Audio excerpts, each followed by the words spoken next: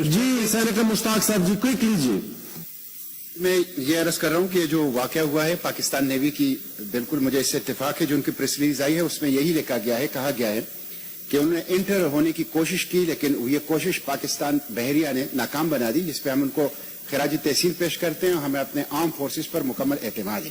Mister chairman, اس وقت کل احمد آباد میں مودی نے تقریر کی ہے اور اس میں انہوں نے پاکستان کے حوالے سے جو لہجہ اختیار کیا ہے وہ بہت تلخ اور بہت شدید، اور اس نے یہ الفاظ استعمال کیے ہیں کہ میں گھر کے اندر گھس کر ماروں گا اور معاف کرنا میری فطرت نہیں ہے.